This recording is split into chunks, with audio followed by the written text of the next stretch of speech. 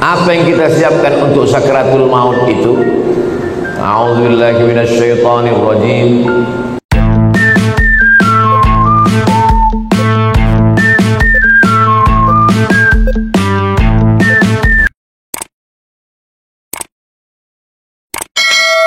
Assalamualaikum warahmatullahi wabarakatuh.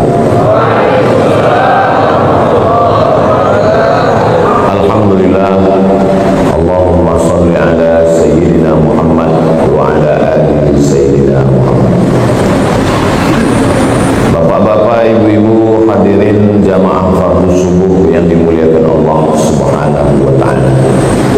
Man shalla subha fi jama'atin, siapa yang sholat subuh berjamaah, faka'annama shallal laila kullah, dapat pahala seperti sholat sepanjang malam. Mudah-mudahan kita termasuk yang mendapatkan pahala itu insyaallah. Man shalla subha fi jama'atin, siapa yang sholat subuh berjamaah, kana fi zimmatillah, maka dia dalam perlindungan Allah. Jadi kalau mau kita dapat lindungan Allah, anak kita dapat lindungan Allah, maka istiqomahkan sholat subuh berjamaah. Man shalla subha fi jama'atin, siapa yang sholat subuh berjamaah, setelah itu tidak keluar masjid, summa qa'ada yadhkurullah, duduk berzikir, baca Quran. Termasuklah majelis ilmu ini majelis zikir, karena yang kita bahas hanya ayat, hadis, fatwa ulama. Hatta tatlu asyamsu, sampai terbit matahari. Setelah terbit matahari, summa yusalli rak'ataini, salat sunat 2 rakaat. Namanya salat sunat isyraq, pakai qaf. Nama waktunya syuruq, nama salatnya isyraq. Usalli sunnatal isyraq rak'ataini lillahi ta'ala, kanat lahu ka ajri hajjatin wa umrah, dapat pahala seperti haji dan umrah. Hadisnya ada dalam Sunan Tirmidzi, status hadisnya hadis hasan. Hadis yang paling tinggi sahih, di bawah sahih hadis hasan. Tidak ada ikhtilaf antar ulama tentang hadis hasan. Jadi nanti kita selesai ini, kita melaksanakan sholat sunat isyraq masing-masing tidak berjamaah. Mudah-mudahan kita dapat pahala seperti haji dan umrah insyaallah. Amin ya rabbal alamin. Subuh ini kita tidak hanya sekedar sholat, tapi juga kita menyambung tali silaturahmi. Saya sampai di Mesir tahun 98. Di sini ada ustadz guru kita, kakak kelas saya, yang lebih dulu setahun dari saya. Dia sampai di Mesir 97. Beliau adalah Ustadz Mar Sofwan. Itu kakak kelas saya. Ada yang lebih dulu lagi, Ustadz Mar Sofwan sampai 97, beliau 92. Namanya Ustadz Haruna Hasyim. Tapi kalau kami duduk bertiga, wajah dia yang paling muda. Ini doanya belum dia ijazahkan lagi ke kami. Hadir juga bersama kita subuh ini sahabat Ustadz Abdul Somad. Jadi di setiap provinsi itu ada tim.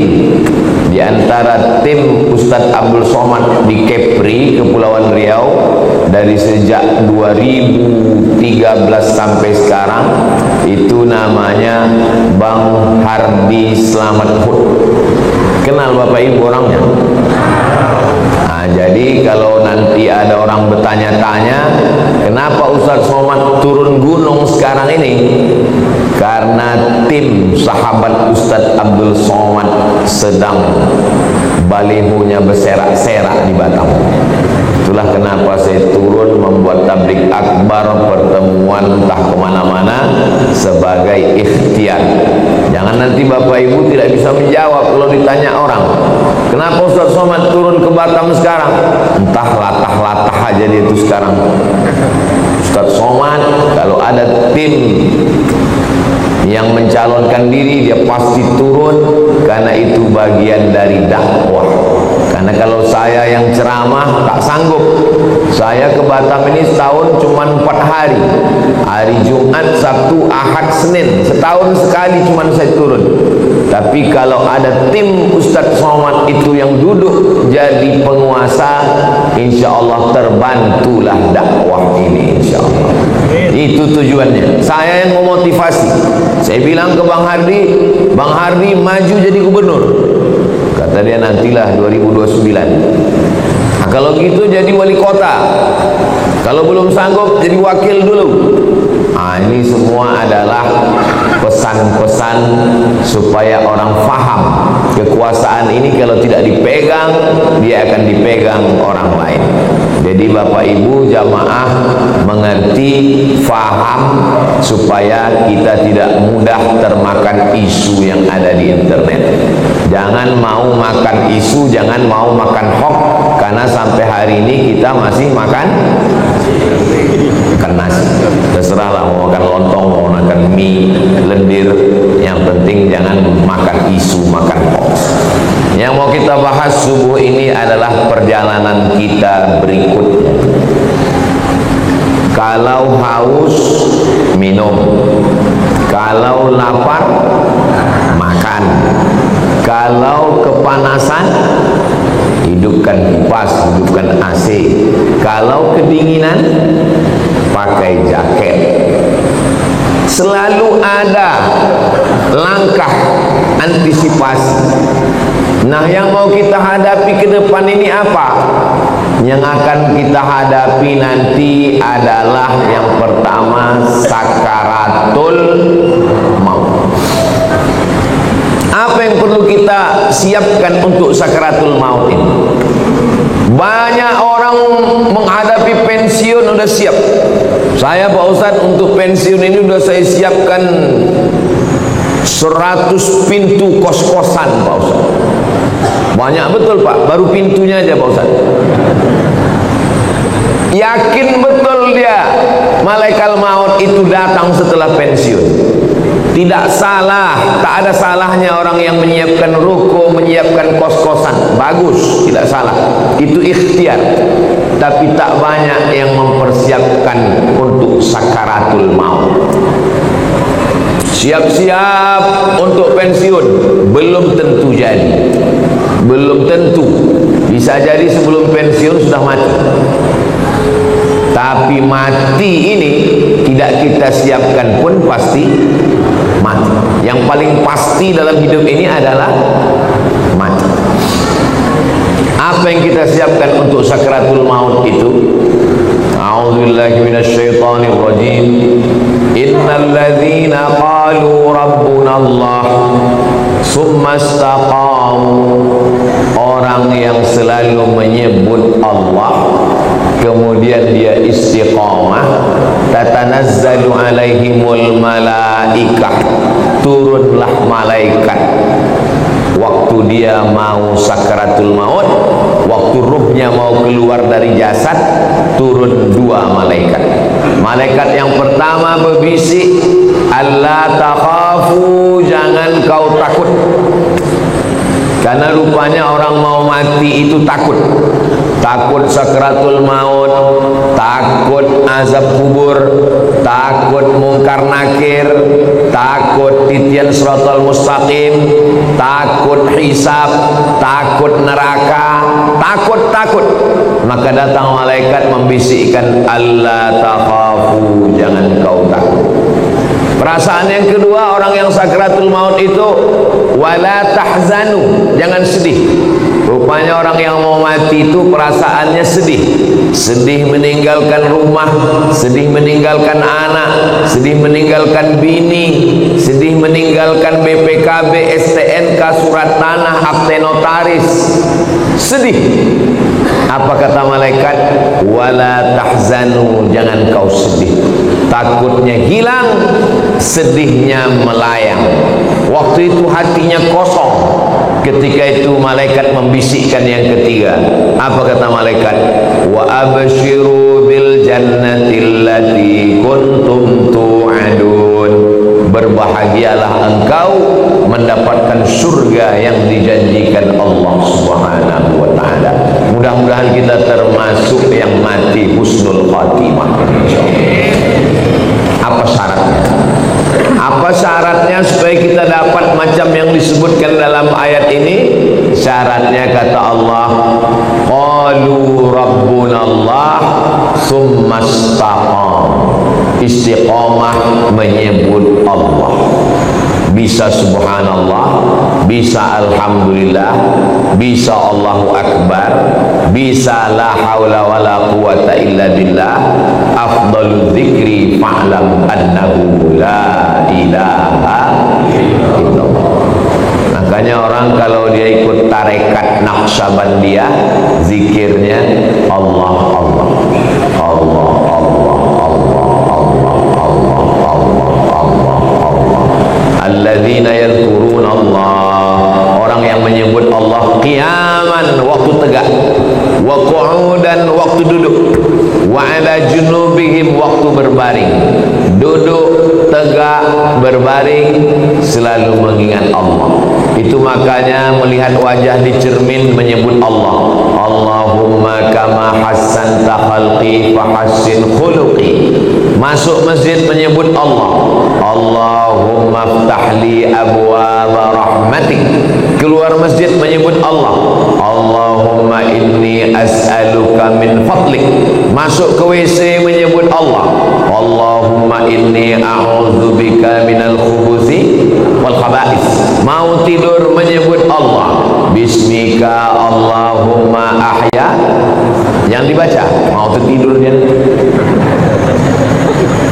Jadi kalau mau husnul khatimah, jangan berhenti menyebut Allah, Allah, Allah, subhanallah, walhamdulillah, la ilaha illallah, wallahu akbar. Macam mana sakitnya mati itu?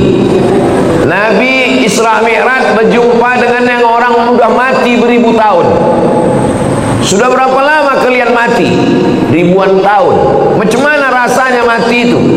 Macam kambing dikuliti hidup-hidup, macam mata kail pancing ditarik dari kulit yang basah, macam tebasan pedang beratus kali di tempat yang sama. Makanya kita selalu berdoa dalam doa selamat, Allahumma hawwin alaina fi sakaratil maut. Ringankan kami waktu sakaratul maut. Tulis di YouTube itu sakratul maut titik. Nampak nanti orang yang mati, pembawa acara TV mati, orang sedang pidato mati, yang paling banyak mati orang yang sedang angkat berat, rupanya tak tahan jantung itu mati, orang sedang jogging mati. Nah, jadi mati ini kapan saja bisa terjadi. Apakah orang yang mati semalam itu sehari sebelumnya sadar dia mau mati? Tidak. Tiba-tiba aja datang kematian itu. Wajaa, datang dia sakratul mauti bil haq. Dia datang tiba-tiba. Hari ini kita usap kepala anak yatim, besok pagi kepala anak kita diusap orang sebagai anak yatim. Hari ini saya bicara mati, bisa jadi belum selesai tausiah ini saya sudah mati. Maka jangan pernah takut cerita tentang mati, karena kita semua akan mati. Kita sekarang hidup, resiko hidup adalah mati. Takut hidup, takut mati, jangan hidup. Takut mati, jangan hidup. Takut hidup, mati saja. Karena ketika kita berani menghadapi hidup, berarti kita sudah berani menghadapi mati. Yang kita persiapkan itu adalah mati dengan husnul khatimah, insyaallah. Apa yang sering kita dengar, apa yang sering kita tengok, apa yang sering kita pikirkan, itulah yang akan datang waktu sakaratul maut. Terlentang kita di masjid ini, maka yang kita tengok adalah alhamdulillah, alhamdulillah, alhamdulillahirabbil alamin. Itu maka kaligrafi ditulis di dinding. Supaya apa? Supaya mata menengok. Kalau bawa mobil dari Makkah ke Madinah, dari Makkah ke Jeddah, di pinggir jalan, subhanallah walhamdulillah la ilaha illallah wallahu akbar. Kenapa di pinggir jalan itu ditulis? Supaya kalau mati husnul khatimah. Beda tempat kita. Di pinggir jalan yang tulis iklan es krim sama skincare. Makanya matinya bukan menyebut Allah, kredit.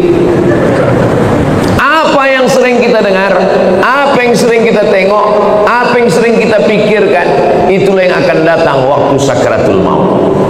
Ada orang koma di masjid di rumah sakit Cipto Mangunkusumo Jakarta. Koma, belum titik lagi, masih koma, tidak sadar-sadar. Kata dokter, bawa orang ini ke rumah karena sudah tak ada harapan hidup. Ini tinggal menunggu aja lagi. Obat sudah tak ada sampai masanya mati ini nanti. Akhirnya anak istrinya pun dah menyiapkan mau bawa pulang ke rumah. Begitu mau dibawa pulang ke rumah, tiba-tiba duduk dia. Dokter pun terkejut, anak bininya pun terkejut. Kok sadar dia lagi?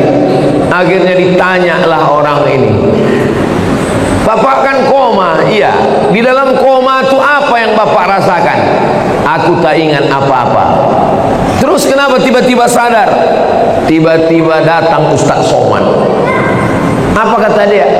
Ditanyanya saya, kapan kau buat tabligh akbar? Akhirnya saya pun terduduk. Pokoknya nanti kita buat tabligh akbar di kampung. Akhirnya dibuatnya lah acara di tepi Danau Maninjau. Nama acaranya Pulang Basamo. Akhirnya saya datangi bapak ini. Dia dari Jakarta. Apa betul bapak koma di rumah sakit Cipto Mangunkusumo? Betul Pak Ustaz. Terus dalam koma itu apa yang bapak rasakan? Tiba-tiba Ustaz datang bertanya ke saya, kapan tabligh akbar? Itulah saya terduduk sadar tuh Pak Ustaz. Lama saya menung. Jangan-jangan aku ini udah wali. Dua gendangnya, kalau tak wali murid, wali kelas. Saya ini orangnya rasional. Saya selalu penasaran, kenapa bisa saya datang ke dalam komanya itu. Lalu saya tanya dia, Bapak kalau pagi apa yang Bapak lakukan? Saya hidupkan handphone, saya dengar tonton YouTube Ustaz. Oh. Kalau Bapak sampai di tempat kerja, apa yang Bapak lakukan? Kalau sedang kosong, saya tonton lagi YouTube Ustaz. Kalau Bapak mau tidur malam, apa yang Bapak lakukan? Sebelum saya tidur, yang terakhir saya tonton adalah YouTube Ustaz. Baru saya paham. Apa yang selalu ditonton, itulah yang dibawa ke alam bawah sadar. Itulah yang datang waktu tidur dan waktu koma. Dan itu juga yang datang waktu husnul khatimah, insyaAllah. Rasional, masuk akal. Tanyalah sama pakar-pakar psikologi, kenapa bisa itu yang terbawa-bawa. Makanya bapak-bapak pikirkan yang bagus-bagus aja. Jangan pikirkan yang waktu SMP, SMA dulu. Mau dia mengigau tuh bawa ke malam. Tiba-tiba udah sambal belacan aja di muka. Maka saudaraku yang dimuliakan Allah Subhanahu wa ta'ala, kalau yang kita pikirkan itu adalah akhirat, yang kita pikirkan itu adalah nama Allah, maka insya Allah kita semua mati dalam keadaan husnul khatimah.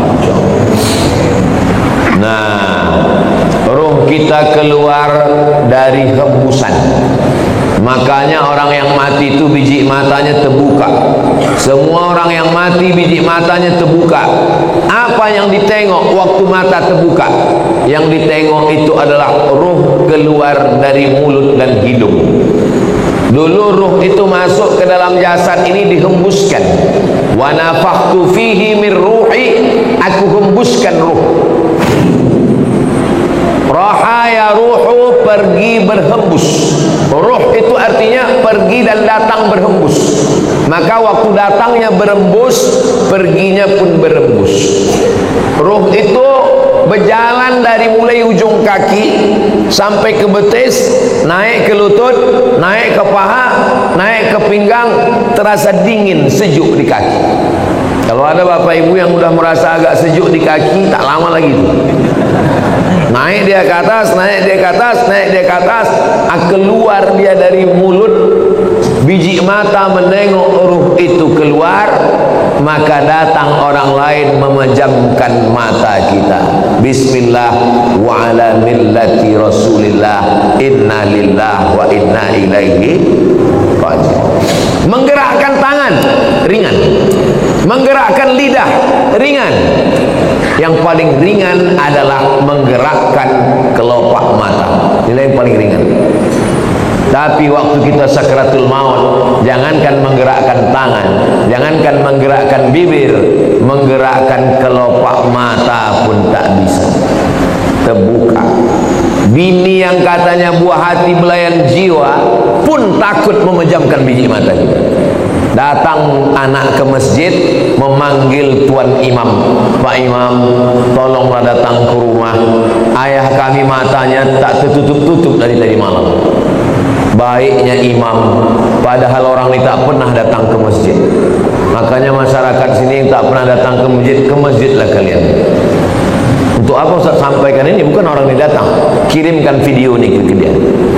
Jangan sampai nanti akhirnya tuan imam yang datang ke rumah dia hanya untuk menutupkan kelopak matanya, dan akhirnya jenazahnya dibawa juga ke masjid. Seumur hidup ke masjid cuma 2 kali.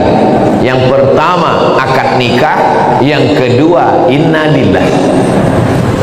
Mudah-mudahan kita istiqomah menghidupkan masjid ini insyaallah.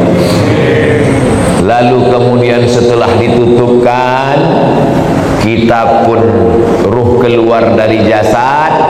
Lalu kemudian kemana pergi ruh itu? Ruh itu dibawa oleh malaikat. Dalam hadis riwayat Imam Ahmad bin Hanbal, ruh dibawa di atas kain kafan dari cahaya. Lalu kemudian mengetuk pintu langit. Lalu kemudian malaikat yang menjaga pintu langit menengok ruh. Apa kata malaikat penjaga pintu langit? Inilah orang yang amalnya kami tengok 2 kali sehari. Habis subuh, malaikat yang menjaga di waktu malam datang membawa amal dia. Habis maghrib, malaikat yang menjaga di waktu siang datang membawa amal dia. Amalnya kami tengok 2 kali sehari, tapi orangnya baru ini kami jumpa. Itulah makna orang yang dirindukan oleh para malaikat. Kam min masyhurin fil ardi walam yakun ma'rufan fis sama. Berapa banyak orang yang masyhur di bumi, viral, tapi malaikat di langit tak pernah kenal dengan dia. Tapi berapa banyak orang yang di dunia tak viral, tak dikenal orang, tak punya akun Facebook, Twitter, WhatsApp, tapi malaikat-malaikat penjaga pintu langit sudah lama merindukan dia, karena malaikat selalu membawa amal-amal dia. Mudah-mudahan amal-amal kita termasuk yang selalu lalu lalang di lalu lintas langit, dan orangnya masih di bumi, masyhur di bumi, masyhur juga di langit. Tak perlu masyhur di bumi, yang penting masyhur di antara malaikat penjaga pintu langit insyaallah. Amin ya rabbal. Ini malaikat yang ikut sholat subuh bersama kita ini, habis itu dia bawa amal kita. Lalu malaikat penjaga pintu langit menengok, oh amal si fulan tahajud tadi malam, amal si fulan sholat sunat hajat tadi malam, amal si fulan berzikir tadi malam, amal si fulan sholat subuh berjamaah. Amalnya ditengok malaikat tiap hari, tapi orangnya masih berjalan di atas muka bumi, sampai akhirnya kita pun mati. Lalu ruh itu dibawa oleh para malaikat. Kenapa ada orang yang waktu penutup mukanya dibuka tersenyum? Kata Ustaz Somad, mati itu sakit. Kenapa ada orang yang mati tersenyum? Karena sebelum dia mati, malaikat mengepakkan sayapnya, lalu di sayap itu dia sudah menengok tempatnya di surga. Begitu nampaknya tempatnya di surga, tersenyum dia. Saat dia tersenyum, itulah malaikat mencabut nyawanya. Maka ada yang mengalahkan sakit. Yang mengalahkan sakit adalah menengok tempat di surga. Mudah-mudahan kita termasuk orang yang menengok tempat kita sebelum kita mati. Ustaz Somad sudah pernah menengok tempat Ustaz di surga.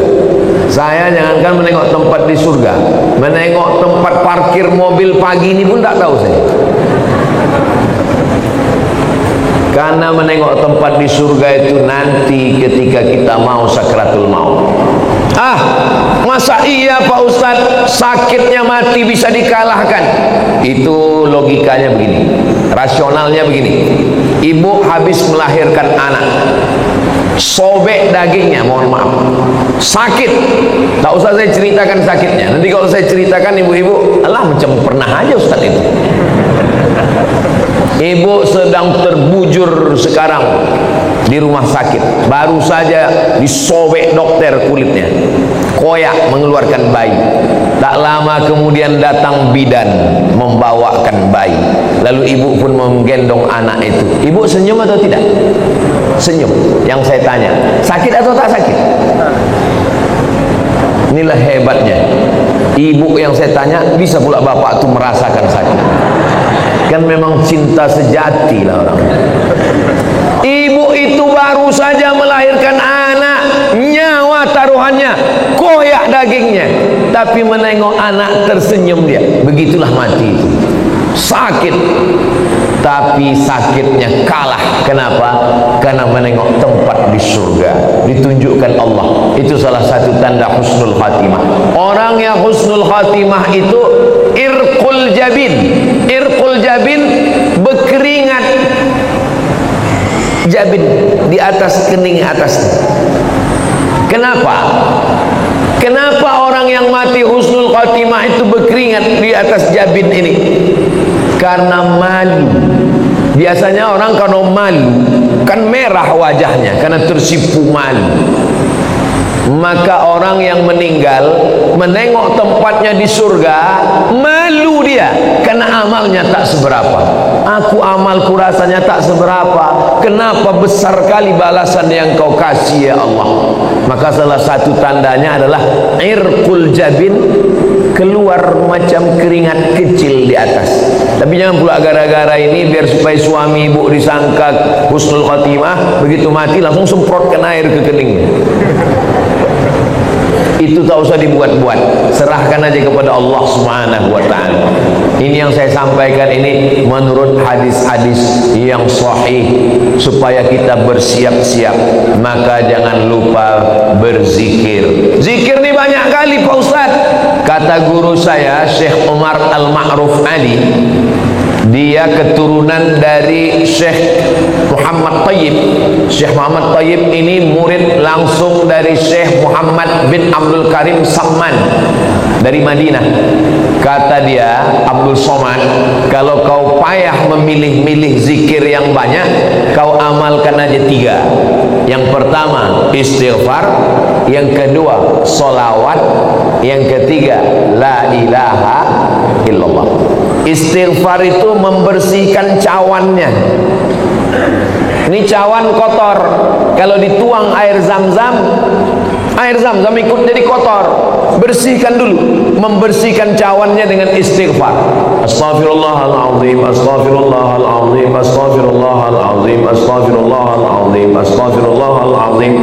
Bisa 100 bagus, bisa 200 bagus, bisa 1000 bagus. Setelah istighfar, baru kemudian wangikan dia, harum semerbak. Mewangikannya itu salawat. Allahumma salli ala Sayyidina Muhammad wa ala ali Sayyidina Muhammad. Allahumma salli ala Sayyidina Muhammad wa ala ali Sayyidina Muhammad. Setelah dia wangi, barulah kau tuangkan air. Airnya itu adalah afdalul dzikri fa'lam annahu la ilaha illallah. Ini masalah zikir ini, jangan karena mau ngejar cepat lalu bunyinya tak jelas.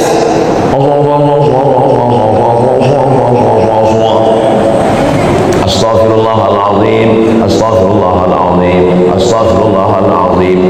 Ada orang beristighfar pakai lagu.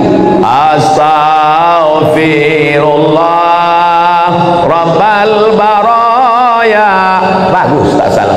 Ada orang istighfar pakai suara. Astaghfirullahaladzim, astaghfirullahaladzim, astaghfirullahaladzim. Bagus. Saya Pak Ustaz lebih khusyuk kalau dalam hati. Bagus. Masalah berzikir ini, zikir kuat bagus. Jangan gara-gara zikir kuat sama zikir pelan berkelahi di masjid. Berkelahi antara zikir kuat dengan zikir pelan di masjid, sampai cerita itu keluar masjid. Apa kata orang luar masjid? Untung kita tak ke masjid. Coba kalau kita ke masjid berkelahi kan? Ah, bagus kita di luar masjid ini lagi. Nah, jadi yang berzikir kuat silakan. La ilaha illallah, la ilaha illallah. Bagus, tak salah. Yang berzikir pelan bagus. La ilaha illallah, la ilaha illallah. Zikir kawan pelan, kita mau kuat, kita paksakan dia, kita ke telinga dia. La ilaha illallah. Apa mau kau kata dia? Kelahi kita dalam masjid. Saya Pak Ustaz terganggu kali saya sama zikir orang ini. Saya kalau udah dengar orang yang berzikir kuat terganggu saya Pak Ustaz. Berarti ada setan dalam diri kau. Orang yang terganggu dengan zikir berarti ada setan. Zikir tidak pernah mengganggu kita. Sebagaimana kita mendengar suara bacaan Al-Quran. Kalau ada orang terganggu mendengar bacaan Al-Quran, itulah makna ruqyah. Di ruqyah dia biar keluar hantu setan dari dalam diri. Habis sakratul maut selesai, lalu kemudian kita pun masuk ke liang lahat. Tapi tadi ruhnya udah diangkat ke langit Pak Ustaz. Waktu jasad masuk ke liang kubur, maka ruh turun balik, dimasukkan Allah ke alam kubur untuk menjawab pertanyaan malaikat Munkar Nakir. Iya, kalau jasadnya masuk kubur. Kalau matinya diterkam singa, kalau matinya di sungai Amazon, dimakan ikan piranha 1000 ekor, kemana pergi ruhnya? Kalau matinya tabrakan beruntun hancur macam daging kena blender, kemana pergi ruhnya? Maka nama alamnya adalah alam barzakh. Dia tidak disebut dengan dunia karena dia sudah mati. Dia tidak disebut dengan akhirat karena dunia masih ada. Pemisah antara dunia dengan akhirat namanya alam barzakh. Tengok dalam surat Ar-Rahman, bainahuma barzakhul la yabghiyan. Jadi ruh yang sudah diangkat ke langit diperkenalkan ke malaikat, diturunkan balik masuk ke dalam jasad untuk menjawab pertanyaan Munkar Nakir. Setelah itu ruh dalam genggaman kudrat iradat kuasa Allah Subhanahu wa ta'ala, maka ruh menantikan amal yang mengalir. Apa yang perlu kita siapkan? Yang perlu kita siapkan yang pertama, ilman 'allamahu wa nasyara. Ketika di alam barzakh disebut alam kubur, yang kebetulan ada kuburnya. Kalau kebetulan tak ada kuburnya, alam barzakh, mati hanyut, mati tabrakan, mati hilang, maka alamnya alam barzakh. Selama di alam barzakh itu apa yang mengalir? Yang pertama mengalir adalah ilman 'allamahu wa nasyara. Ustadz Marsofwan ceramah, ada program subuh. Apa subuh, apa namanya Ustaz? Pejuang Subuh Nongsa. Dilanjutkan oleh anak-anak pejuang Subuh Nongsa, mengalirlah pahalanya ke beliau. Bang Hardi Hud, dosen sampai ke Indragiri Hilir, dosen sampai ke Sungai Guntung, mengajar ke sana kemari, mengalirlah pahalanya. Ustaz, tapi kami ini tak ustaz, kami ini bukan buya, kami ini bukan profesor Pak Ustaz. Ilmu apa yang mengalir? Bapak jangan lupa ajarkan Al-Fatihah ke anak. Ibu ajarkan Al-Fatihah ke anak. Saya hatam alif-alif, hatam Quran, guru pertama saya emak saya.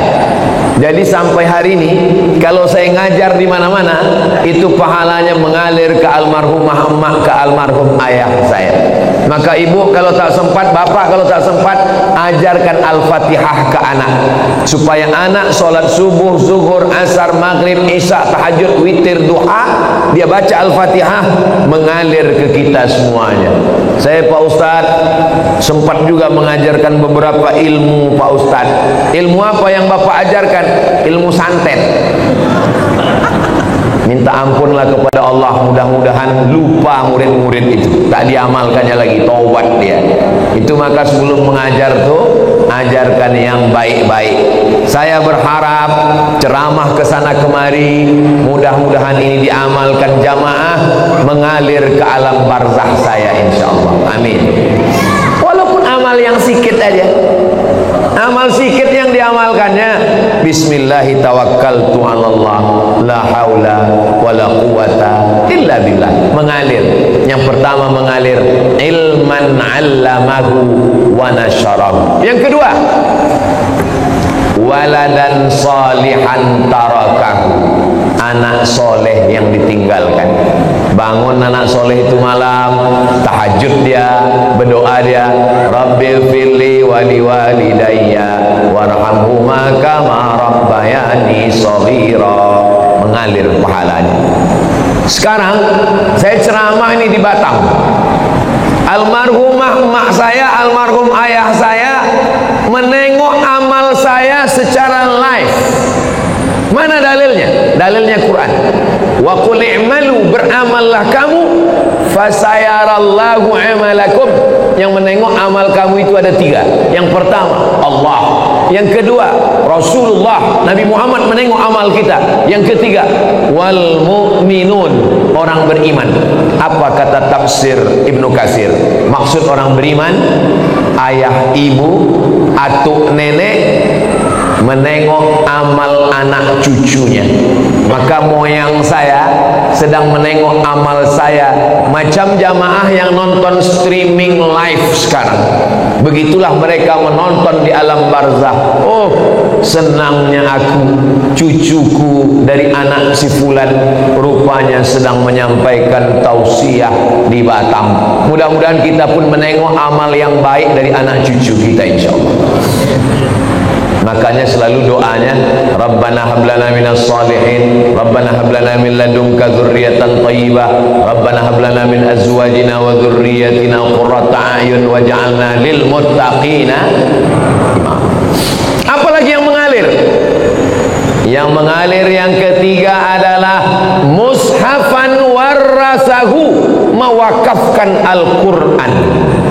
Wakafkan Al-Quran.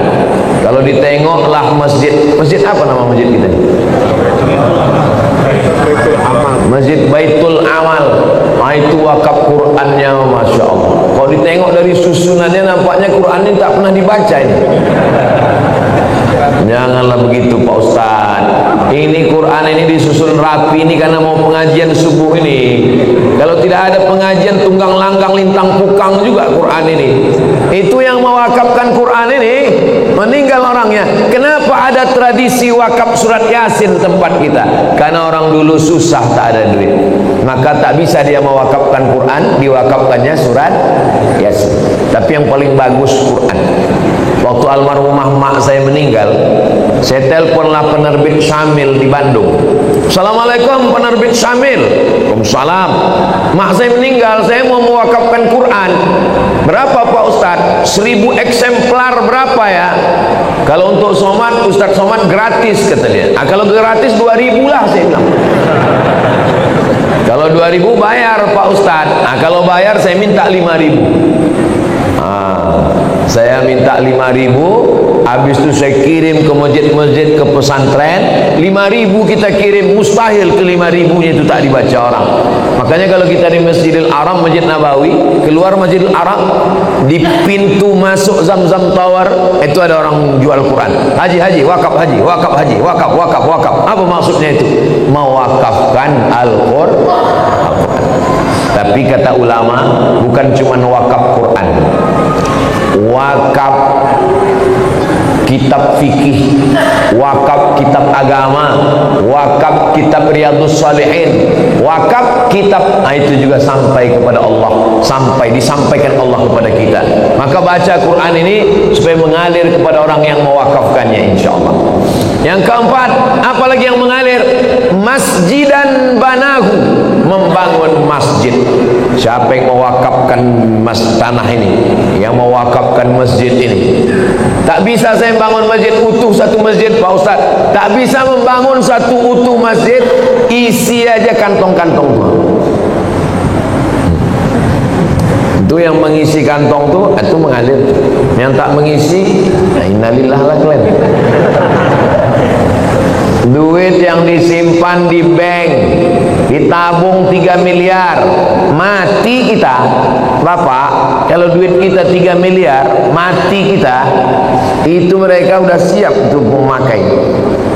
Yang mendapat warisan siapa? Istri dapat 1/4 kalau tak ada anak. Kalau ada anak 1/8. Anak laki-laki dapat 2 kali bagian anak perempuan. Habis. Mereka menunggu kita cuma 4 bulan 10 hari. Habis 4 bulan 10 hari, dia pun dipinang oleh brownies, berondong manis. Tapi duit yang dimasukkan ke kresek, ke kotak, inilah yang akan mengalir. Mohon maaf jangan tersinggung dengan cakap saya tadi. Maksud saya yang memasukkan duit secara cash. Tapi jamaah masjid Baitul Amal ini banyak juga tidak langsung masuk duit karena mereka pakai transfer banking. Jadi dia langsung tin. Habis terkirim baru dia menangis. Kalau ditanya, kok menangis kenapa? Teringat ceramah Ustaz Somad tadi? Tidak, salah ketik aku tadi. Rencanaku mau ngetik nolnya 5, rupanya terketik 6 pula. Kalau 5 kan 100.000, terketik 6 1.000.000. Padahal kalau mati tabungan ada 100 juta, yang terkirim 1 juta, mati yang dibawa yang 1 juta atau yang 99? Yang 1 juta itulah yang menolong. Itu kalau terketik 1 juta, kalau termasukkan 2.000. Sedang parkir aja sekarang udah 3.000, kencing 5.000. Apa yang kita siapkan untuk alam barzakh? Apalagi yang mengalir? Yang kelima, baitan libnis sabil banahu, membangunkan rumah untuk ibnu sabil. Kalau zaman dulu ibnu sabil ini musafir yang putus belanja. Kalau zaman sekarang ada anak-anak dari pulau mau kuliah ke Batam, tapi untuk uang kos mahal. Cari tanah kosong, bangunkan kos gratis untuk anak berprestasi. Itu sampai hari kiamat itu mengalir. Buatkan rumah, buatkan pondok pesantren, buatkan rumah Quran, buatkan asrama, buatkan kelas, mengalir sampai hari kiamat. Yang keenam, nahran ajrahu, mengalirkan air. Buatkan sumur bor, pergi ke pesantren, buat sumur bor. Berapa santri di sini Pak Kiai? Santri ada 1.000 orang Pak. WC-nya berapa? 3. Buatkan WC, buatkan sumur bor, mandi anak-anak di situ, berwuduk dia, minum dia, mencuci dia, mengalir pahalanya. Saya waktu kecil dibawa emak saya ke sawah. Di tepi sawah itu ada sumur. Kata emak saya, ini sumur wakaf atuk kau dulu. Anak kecil, anak SD, saya tak paham apalah atuk ni berwakaf sumur. Sekarang baru saya paham setelah membaca hadisnya. Rupanya orang tua-tua dulu tahu hadis ini mewakafkan sumur. Di tempat kita sekarang tak usah lagi wakaf sumur karena air sudah banyak-banyak. Bukan lagi kota bertuah, kota berkuah. saking banjir bandang. Maka cari yang kira-kira diperlukan umat, maka itu diwakafkan. Tong air besar, mesin air besar, filter saringan air, nah itu juga termasuk dalam golongan amal yang keenam. Amal yang ketujuh mengalir. Apa amal ketujuh mengalir? Shadaqatan akhrajaha fi sihhatihi wa hayatihi yalhaquhu ba'da mautihi. Sedekah yang dia keluarkan waktu masih sehat. Kenapa sehat? Karena kalau udah sakit orang memang udah ingat mati. Semualah ambillah ya Allah. Tapi kalau waktu sehat, bakhil, bin medit, bin pelit, bin kikir, bin kedekut. Tapi kalau masih sehat, orang pelit. Waktu masih sehat itu dia berikan, dia kasihkan, maka itulah yang akan menolong dia di hadapan Allah Subhanahu wa ta'ala.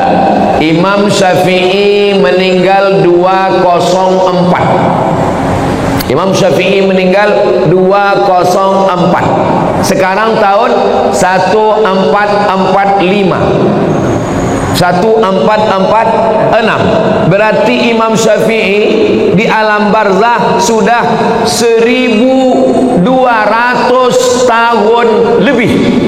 1240 sekian tahun lebih. Sedangkan umur Imam Syafi'i di dunia cuma 54 tahun. Lahir di Gaza, Palestina 150, meninggal di Mesir tahun 204. Di dunia cuma 54 tahun, di alam barzah 1200 tahun. Imam Al-Ghazali meninggal 505. Sekarang udah 1446. Berarti di alam barzah sudah hampir 1000 tahun. Maka kita ini lebih lama di dunia atau di alam barzah? Lebih lama di alam barzah. Apa yang sudah kita siapkan? Alhamdulillah. Bagi bapak ibu yang sudah menyiapkan 7 amal tadi, alhamdulillah. Saya alhamdulillah Pak Ustaz 7-7-nya sudah siap. Alhamdulillah. Saya Pak Ustaz baru 5 Pak Ustaz. Alhamdulillah. Saya Pak Ustaz 1 pun belum. Innalillah. Saya cuma bisa lewat ceramah. Tapi kalau Bang Hardi Hud jadi wakil wali kota dengan Cak Nur, itu ke-7 ini bisa dilaksanakan insyaallah. Amin. Yang pertama, apa tadi yang pertama ya? Yang pertama adalah ilman 'allamahu wa nasyarahu. Programnya sekolah muda. Bisa. Guru fisika PNS, guru matematika PNS, guru kimia PNS, guru ngaji honorer. Coba angkat Honda. Kenapa tak Yamaha Pak Ustaz? Honda itu maksudnya honor daerah. Yang selama ini honornya 300.000, gajiannya 6 bulan sekali, dipotong sunat masal. Kenapa tidak dikasihkan dia pakai APBD? Bisa. Bisa atau tak bisa? Bisa. Saya ketemu dengan Bupati Morowali, Sulawesi Tengah. Bupati Morowali selama jadi bupati mengirim anak Morowali 70 orang ke Yaman, Tarim atau mau. Bisa. Pas makan dengan bupati saya tanya, betul Pak Bupati mengirim 70 anak ke Yaman? Betul Pak Ustaz. Bapak tanggung semua, ongkosnya, asramanya, kuliahnya, makannya, bersih semua ditanggung APBD. Dari mana duitnya Pak? Dari APBD dan dari Basnas. Bisa Pak Ustaz. Apa Bapak enggak takut ditangkap KPK? Saya sudah dipanggil Pak Ustaz. Pas dipanggil ditanya, kenapa banyak uang? Pendidikan adalah tanggung jawab negara. Enggak ditangkap Bapak? Sampai sekarang belum Pak Ustaz. Ini masalah keberanian aja. Untuk apa punya kekuasaan kalau tidak dipakai untuk amal jariah? Ilman allamahu wa nasyarahu. Bisa. Mushafan warasahu, mewakafkan mushaf, sangat bisa. Seluruh masjid dan musalla mendapatkan subsidi buku-buku fikih, akidah, akhlak, Quran, tafsir. Bisa pakai tanda tangan. Nah, bisa. Kalau saya ceramah, berapa masjid lah yang bisa saya isi? Tapi kalau tim UAS ini kita dudukkan, maka insya Allah amal jariah ini kita pun juga akan mendapatkannya insya Allah. Amin ya Rabbal. Jadi kalau ada orang mengatakan jangan bicara politik, di masjid hanya membahas tentang masalah zikir saja, solat saja, habislah umat kita diambil orang. Umatnya umat kita, tapi suaranya diambil orang. Sama macam susu sapi. Kata orang susu kambing, padahal susu sapi. Sapi punya nama, sapi punya susu, kambing punya nama. Saya tidak mau begitu. Jamaah di mana-mana saya arahkan. Masalah dia mau dengar tidak dengar, yang penting saya sudah sampaikan. Kalau tuan pergi sholat Jumat, jangan lupa bawa kain. Kalau sudah ada tim Ustaz Somad, jangan lagi pilih yang lain. Allahu Akbar. Jadi yang kita bahas subuh ini, tadi saya mulai jam 5, sekarang pas jam 6. Selama 1 jam ini yang saya sampaikan adalah baru 2, persiapan sakratul maut, dan setelah itu adalah apa yang kita siapkan di alam barzah. Habis alam barzah, kiamat, apa lagi yang kita siapkan? Nanti kita lanjutkan setelah pelantikan Bang Hardi, insyaallah. Cak Nur dan Bang Hardi. Di akhir majelis, mari. Maghrib jam berapa di Batam?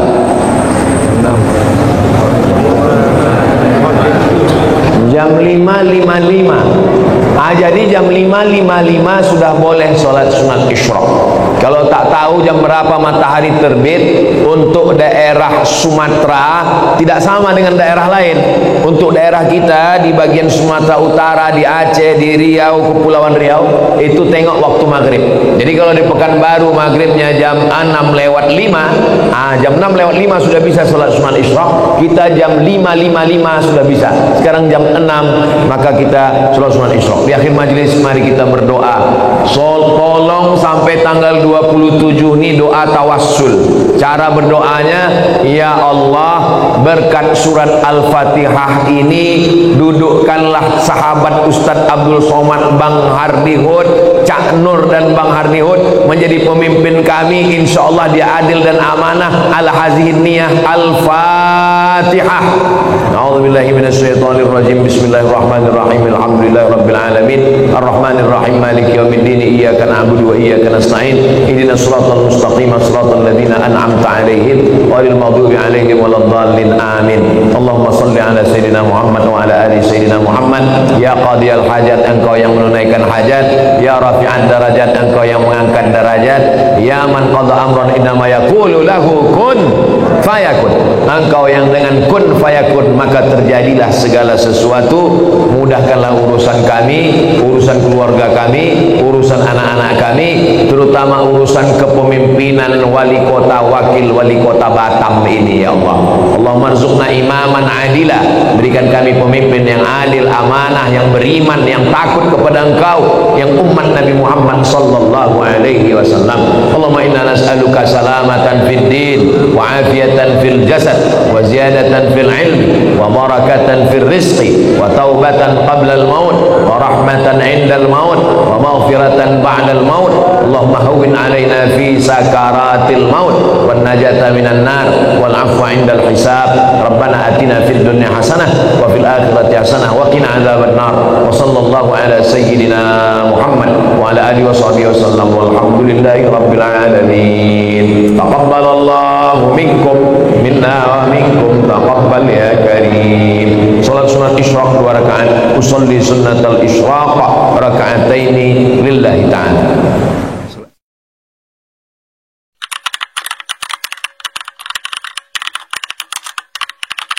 Channel 登録お願いね。